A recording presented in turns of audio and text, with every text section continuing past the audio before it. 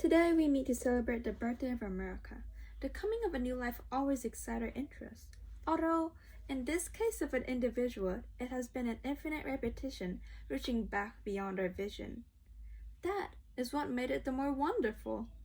But how our interest and wonder increase when we behold the miracle of a new birth of a new nation. It is to pay a tribute of reverence and respect to those who participated in a mighty event that we annually observed, the 4th day of July. It is not so much then for the purpose of undertaking to proclaim those new theories and principles that a main celebration is maintained, but rather to reaffirm and reestablish those old theories and principles, which time and unerring logic have demonstrated to be sound. Amid all the clashes of conflicting interests, amid all the welfare of partisan politics,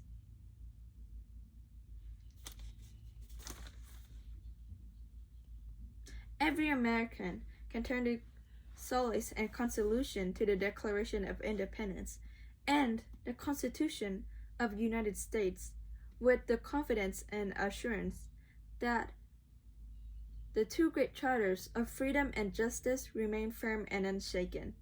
Whether perils appear, whether dangers threaten, the nation remains secure in the knowledge of the ultimate application of the law of the land will provide an adequate defense and protection. This obedience of the delegates to the wishes of their constituents, which in some cases caused them to modify their previous positions, is a great matter of significance. It reveals an orderly process of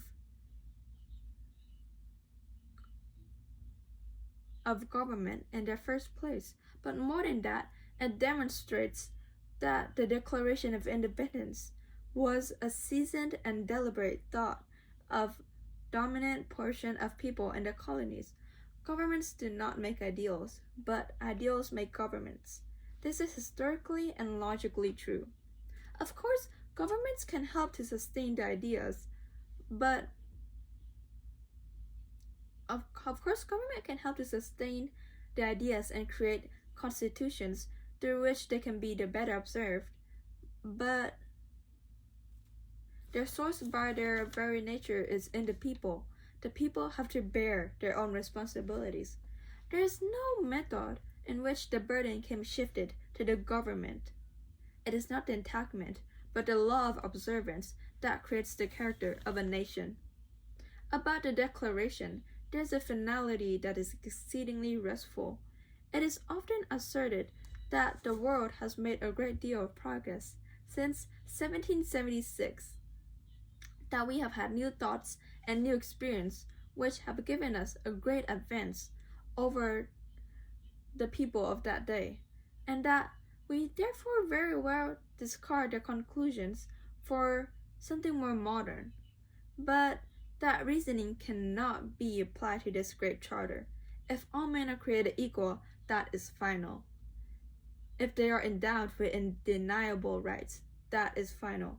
If governments derive their just powers to those who governed, from the consent of the governed, that is final. No advance, no progress can be made beyond these propositions. If anyone wishes to deny their truth or soundness, the only direction in which he can proceed historically is not forward, but backward to the time there were no equalities, no rights of individuals, no rule of the people. Those who wish to proceed in that direction cannot buy claim to progress.